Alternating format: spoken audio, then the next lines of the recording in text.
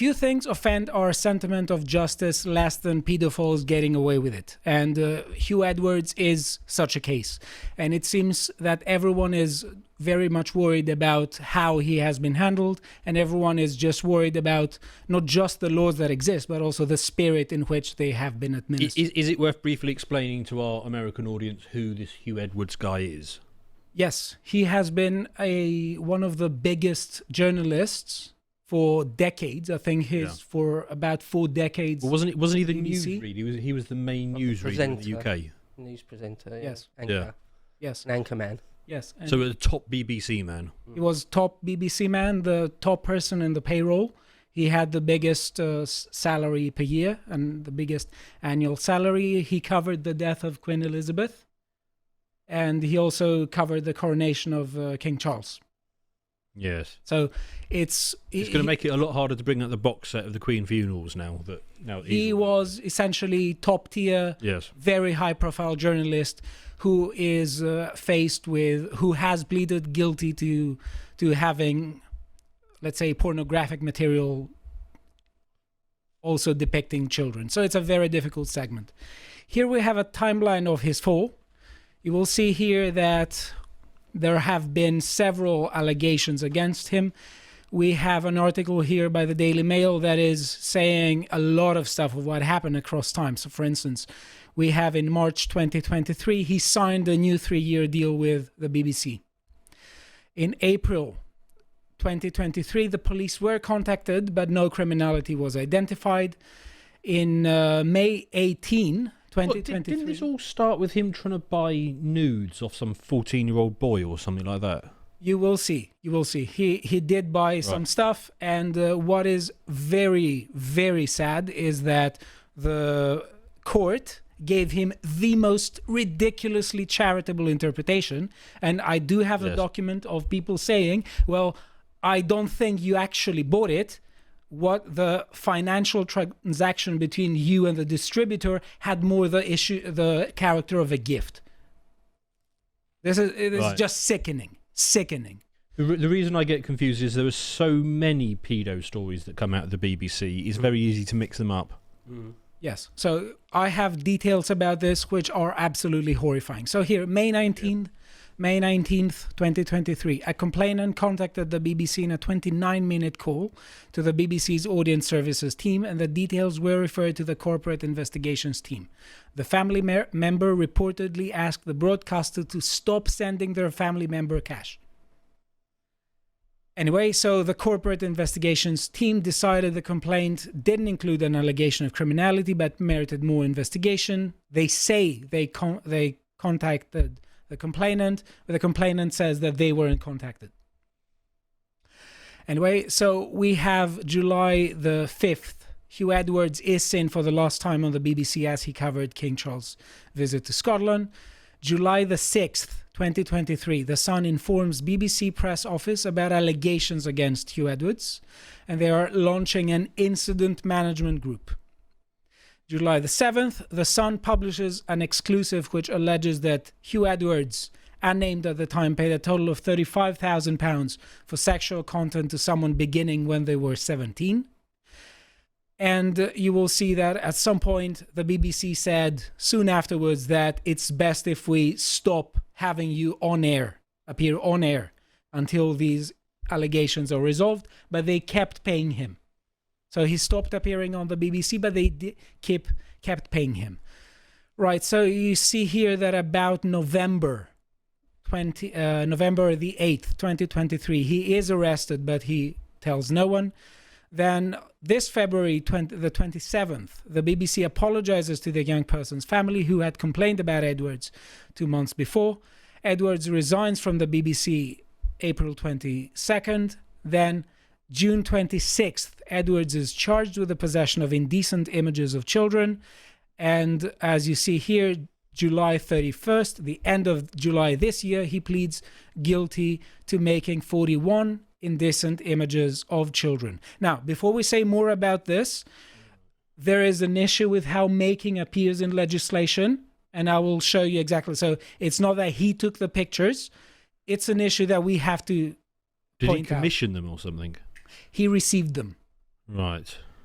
The prosecutor on the sentencing remark, or the judge, they say that we accuse you of making, but we are aware of how the law is phrased in a misleading manner. I'll show you all about it. Okay. And then yesterday, Edwards is sentenced to 6 months in prison, suspended for 2 years. So essentially, he got away with it. Not even a day in prison. And for those of you who haven't understood... Hang on. Yeah. Not a single day in prison. Not a single day. So we've just come through the last month where people have been going to jail for 20 months for Facebook posts. Yes. And he didn't spend a single day in jail.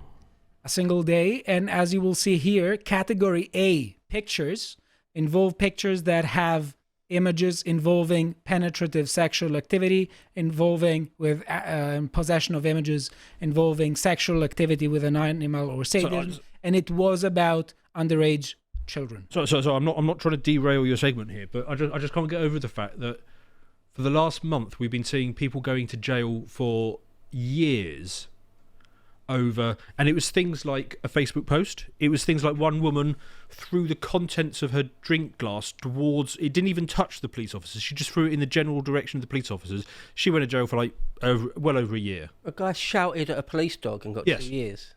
Yes. And this guy, not a single day. So I stopped derailing now. I just had to get that off my chest. Right. So this becomes very worrying because we will see how he got caught. And I didn't think that I was going to be more angry at this, but turns out I was considerably more, because it's harrowing, because Hugh Edwards isn't the only one who got away with it. It's the distributor who got away with it as well. They say here that a convicted paedophile was paid hundreds of pounds by Hugh Edwards to send evil child abuse images, spending his cash to see him through university. And they have here Alex Williams, 25-year-old, shared 41 indecent images with Edwards in an abhorrent WhatsApp call. Among the sickening trove of abusive pictures shared by the sex offender were 2 showing a boy as young as 7. Edwards was snared by chance by police in Wales, who were investigating Williams and stumbled upon his messages sent to the famed newsreader. So essentially, they found Alex Williams, they were checking his phone, and they saw that he had correspondence with Hugh Edwards, and that's how they found Hugh Edwards. And they say that the 25-year-old, the Sun reported that the 25-year-old also distributed horrific photographs to 4 other men, one of which showed a 1-year-old being sexually abused. No child abuse pictures were found on the former BBC News presenter's phone, as it says here, but I must say that all these articles, they're sometimes very contradictory, because they cannot say on the one hand that no such thing has been found on Hugh Edwards' possession, but on the other hand saying that he pleaded guilty to having images of sexual abuse. Maybe they're doing it for not being sued or something. I don't know. It's just... Maybe it wasn't on his phone, it was on his computer. I mean, yes. God knows. Seems like the Welsh pedo community is quite small then. If they're... And this man... Well, that's because they've all moved to work at the BBC. And Hugh Edwards did grow up in South Wales, and as you will see in the court document, the psychoanalytic evaluator of his personality said that he grew up in a puritanical South Wales that messed up with his personality. No, I'm not buying that. Yeah, so? Well, it gets much darker here, because they are saying that Williams admitted possessing and distributing child sex images and having 58 prohibited computer-generated images of children. And the images were slumped by a judge as evil, and Williams received a suspended sentence of 12 months. So here we have, yet again, judges saying on the one hand that this is evil and unacceptable. They're virtue signaling, but on the other hand, suspended sentence. Do we know the name of the judge? I don't think so, no. What's the person's name? I don't know. Judges should be named and shamed when they do this stuff. I suppose they'd make the argument that they're following the sentencing guidelines, but in which case the sentencing guidelines are wrong. They are, yeah, yes. Both things. Yeah. It's obviously at the judge's discretion to some degree, though, isn't it? Yeah. Well, I think Stelios is going to come onto that. Right, okay. No, yes, I mean, essentially it's the issue that we have laws and people who are adjudicating cases. So these people are meant to interpret the law and apply it. So it could go wrong in any way. But also, we could have silly laws. It doesn't mean that just because something is a law, it's the good thing. So here it gets even darker. They're saying that they found a conversation between the two of them, and this conversation lasted between December 2020 and August 2021. Alex Williams says here something like, I have a file of vids and pics for you of someone special. Want me to send you the file? He says, yes, XXX. And says, Williams contacts Edwards and says he has some naughty images. Go on, young, go on. Williams says the individual in the image looks quite young, and he says ages can be deceptive. Williams suggests then that some of the images may be illegal, and then Hugh Edwards responds, okay, don't. But it seems to me that if you have, on the one hand, 41 images of this nature, and you make things like that, then it seems to me that it's just acting in advance to have a sort of alibi. Yeah. You cannot just say, no, don't send me illegal pictures, but then receive 41 illegal pictures. That just looks like caution rather than... Yes. One of the things that is particularly galling about this, other than obviously the sentence and the crime itself, of course, is the hypocrisy, because Hugh Edwards, if there's any Americans out there or foreign people who never watched the BBC, he will have sat there for years pouring scorn on other people that got caught for stuff. Yeah. Undoubtedly. Yeah. Pouring scorn on people like Ghislaine Maxwell or Jeffrey Epstein or whoever. Yeah, fair point. Sitting there, they've been convicted of sex crimes, Yeah. Dirty fucking pedo piece of shit. And they're saying here, the court also heard that the presenter had told Williams via message that ages can be deceptive, as we showed, when informed that one of the subjects in an image was quite young looking, before asking if he had any more. So it's just absolutely violent, sickening. Here, as we are going to show you, he got found guilty, and he pleaded guilty in having 7 category A photos, 12 category B, and 22 category C. And category A, as are described here, are possession of images involving penetrative sexual activity, possession of images involving sexual activity with an animal, or sadism. Category B is just possession of images involving non-penetrative sexual activity, and category C, possession of other indecent images not falling within categories A or B. And we need to remind people that this is about children. It's not someone send him a photo with a breast of a 30-year-old model. It's not that. It's underage children pictures. Is there anyone at the BBC that isn't a goddamn wrong 'un? Yeah. I don't know. For God's sake, how many Even a driver is it going to be? Even a driver they had, a chauffeur, was a convicted offender. Well, they've literally got the pedo statue outside the front, haven't they? Right. We have here the Westminster Magistrates Court sentencing remarks, and this is an infuriating document. We have here the prosecutor and also the lawyer who is talking about the defendant. If you see, this is a 16-page document. If you want to talk about two-tier justice, read this document. Now, I know some people who are saying that this document is mandatory reading and you cannot comment the case without it, and this is a threat by the secret barrister here who is arguing towards the end that it isn't two-tier case, but it absolutely is, and I'll show you right now why. Now, if we go here, if we scroll down in the facts, you will see that So just to pick up on the point that the secret barrister was making there, I understand that almost certainly that it was technically correct given the sentencing guidelines. The problem is that our society should not be set up in this way in the first place. The sentencing guidelines should not be a situation where you can go to jail for a Facebook post saying that you don't like Keir Starmer, whereas you should go to jail for stuff like this. Yes, but I think that's the two-tier. I think we could go even one step further and say that even in this case, where they're saying that the maximum sentencing for this case is 5 years, 5 years and 0 still Yeah. has. So he got the most clement. So as I say, it's the guidelines is one thing, and of course that's perhaps actually the more important thing. The foundation of it is that. But he could have, should have. The judge did have it in his discretion to send him down for 5 years, and chose not to. So the guidelines were at fault, sure, the actual law itself, but the judge, the magistrate, Yeah, and also as what I are will, they doing? as I will show you right now, there is a, I would say, very, to my mind, just disgusting and shameful attempt of the people who are prosecuting him to give the most ridiculously charitable interpretations of what he did. And you know where this is evident? In the way they interpret the financial transaction between Alex Williams and Hugh Edwards. So let me just start with the making allegation and then show you exactly what they said. If that's not the most ridiculously charitable interpretation, I don't know what is. So they're saying, although you accept making images as described in law, you do not accept that you in any way physically made or created any of the images in question. At most, what you accept you did is to make, within quotation mark, any image was open the WhatsApp which contained the images. I think that's not even well formulated English. You say you did nothing more with them. I accept that submission. There is no evidence of you doing anything further with those images, and I proceed on that basis. So the assumption for sentencing is that they were just sent to him.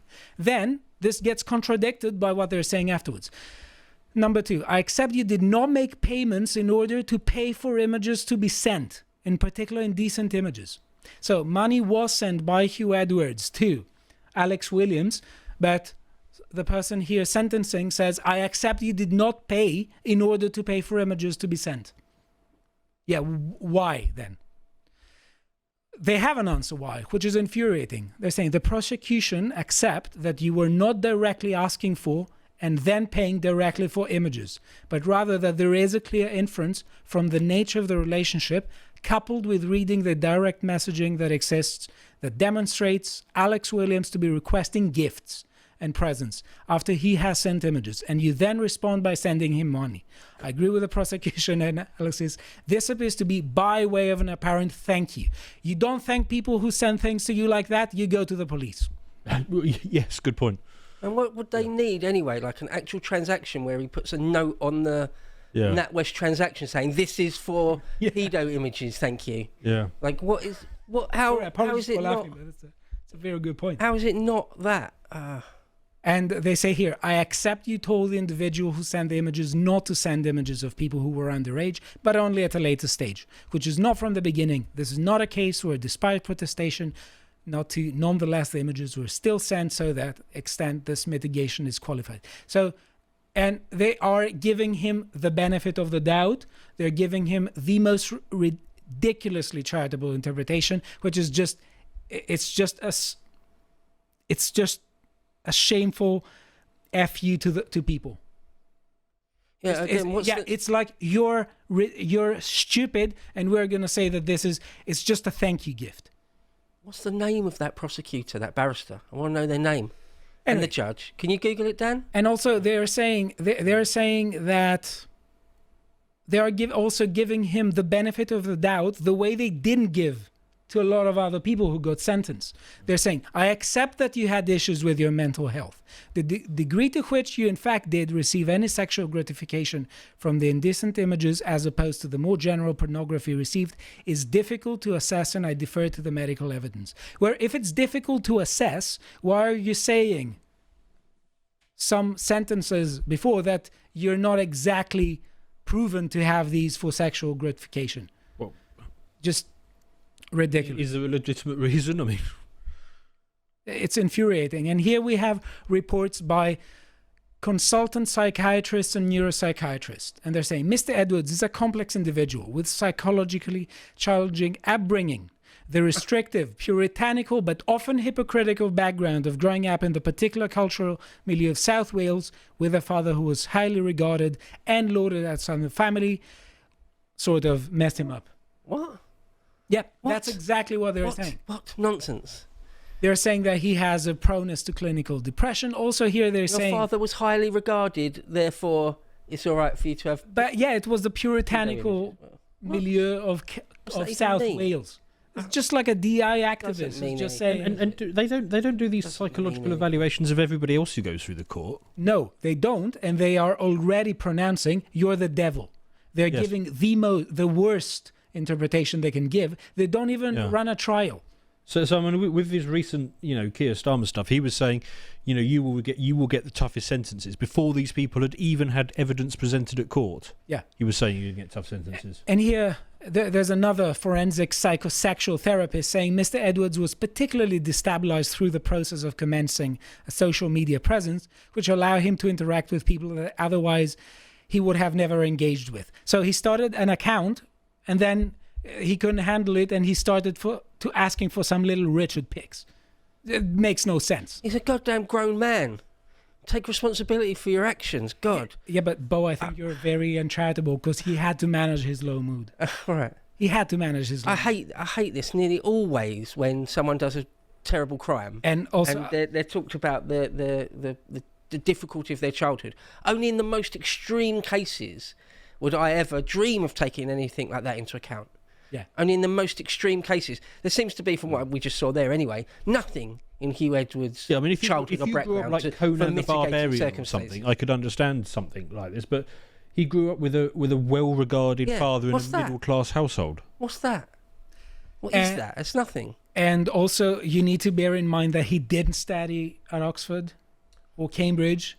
He wasn't an Oxbridge person, and he felt a bit weird. They actually say this. They actually say this. I saw that line. It was something about he didn't get into Cambridge. He had to make do with Cardiff. I mean, Cardiff is a bit shit, but it still doesn't justify anything. I tell you, because I went to sort of a uni that was sort of just below Oxford and Cambridge, right? And I never really thought I would get into... I knew I wasn't going to get A-levels good enough to get in Oxford and Cambridge. But I knew quite a lot of people at sixth form college that tried really, really hard. One or two that got in, most fail. And then when I went to uni, there was a few there where it was sort of their second thing. I went to King's College London, sort of a tier for doing classics. It's just below Oxford and Cambridge, really. And there's a couple of people there where they really hoped to get into Oxford and Cambridge and failed. And they had a massive chip on their shoulder about it. I was thankful for what I got. I never... But there's loads of people that have got a bit of a chip on their shoulder that they just about failed to get into Oxford or Cambridge. That doesn't mean anything. That doesn't mean you can then do all sorts of weirdo crimes, sex crimes. Yeah. Like what? What? Oh.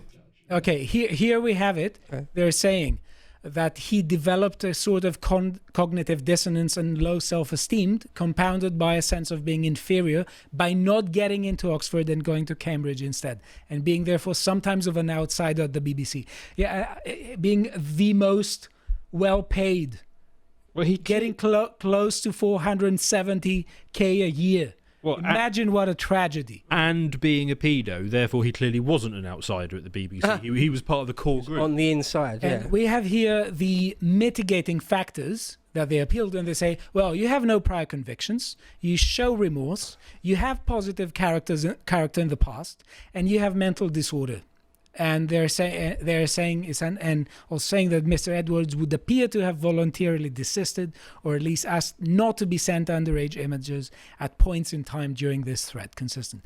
I don't understand this. They're essentially saying he runs risk if he goes to jail. He's in a very fragile condition if he leaves the bubble he's in.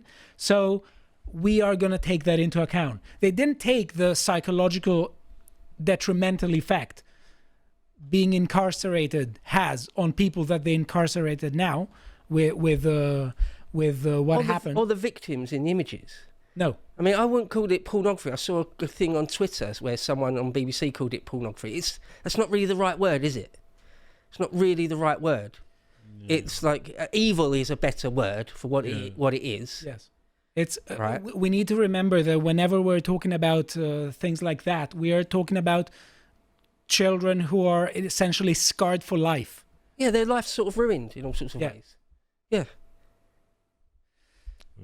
Anyway, there are massive protests outside the BBC. We have people saying here, BBC repent, you have BBC Savile syndrome. They're saying the BBC has abused children, and that's what the protesters are saying for over for over many years, and they're talking about a lot of allegations, and they're saying here, for instance, 145 allegations of child sexual abuse since Jimmy Savile in 2013.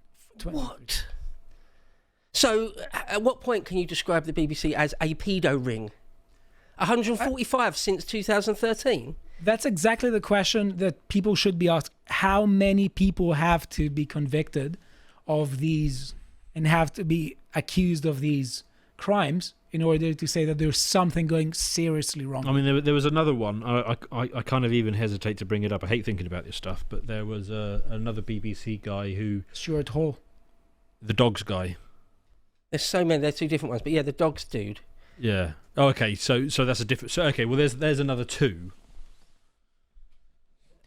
Anyway, we'd be here all day if we list them all. Yeah. We have here people being just incredibly infuriated by what is going on. We can't show all of what is being said because it's just endless. Everyone is saying things. They're saying, he got a mental health as though they were concerned for his safety. So they were concerned for his safety. They deliberately said he is in a fragile condition. If he goes to jail, he most likely won't make it. But they never said this about the people that they incarcerated now. And some of them haven't made it. Yes. Like the guy who left a bacon sandwich near a mosque, he got killed in jail.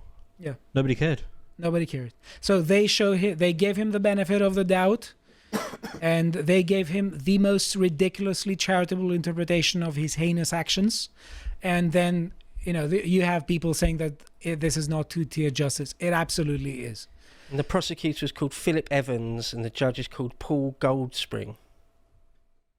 Anyway, we had a lot of people like Owen Jones who had tried to speak in favor of Hugh Edwards. This is a tweet that says, from Owen Jones, says, last year, the Sun is a disgusting rag and they have to pay for what they've done to Hugh Edwards. They try to destroy someone's life with false claims of illegality involving a minor. How do you know? Yeah. What's the source? I mean, just because you're a ridiculous woke activist doesn't mean that you know everything. You're not omniscient. He says, we know now there was no criminality and the Sun have driven a vulnerable man into medical care. And Carl has a brilliant response. Damn that age poorly. That's a classic line. Yeah. That's exactly perfect. I was thinking something like that, and Carl said it. Yeah. I'm giving him a like. Right. And we have here George Monbiot saying, so Hugh Edwards gets a suspended sentence for buying and making pornographic images of children, while peaceful environmental defenders seeking to prevent social catastrophe get 3, 4 to 5 years. Some justice this. I'm showing this not to say George Monbiot is correct about the general way of looking at things, but to show you how this case has infuriated people both left and right. Just quickly say that George Monbiot, or however you pronounce it, is one of the worst people. He's the worst. Okay. He's the absolute pits of a human being. Yeah. We have here James McMurdoch saying this is what a system no longer fit for purpose looks like. And obviously that's the case. Keyboard Warrior jailed for part in UK disorder, and Hugh Edwards contributing to a sick market which takes advantage of children, getting away with that even a day in prison. And I think that Nigel Farage is correct on this because it's ultimately an issue of delegitimization of institutions as well as crime against children. Because a lot of people who are trying to defend Hugh Edwards, and they rush to defend him, and they are, in a sense, the pro-establishment voices, they don't stop to think that when it comes to justice, when it comes to the government, when it comes to the state, people need to have a sort of there needs to be legitimacy. In order to have a well-functioning society, the public at large must have a sort of trust to those institutions. When we see glaring examples of injustice like that, it's just ridiculous. How can you expect people to think institutions are legitimized? So when pedophiles get away with it, yes, people are angry. And the institutions get more and more legitimized, and society goes down on a fast decline. I wonder if we could get the Honourable Paul Goldspring. I wonder if anyone will ever ask him, like, why was that a suspended sentence? Why? Hi folks, I hope you enjoyed that segment from the podcast The Lotus Eaters. If you did and you would like to support us, because of course we're demonetised on YouTube, go over to lotuseaters.com, sign up for £5 a month and watch Survive the Jive and Bodade in discussion about the ancient Britons and the nitty-gritty details of the inhabitants of these islands, whose DNA, if you were British, you doubtless still carry. Also, go over to X, formerly Twitter, and follow us at lotuseaters_com.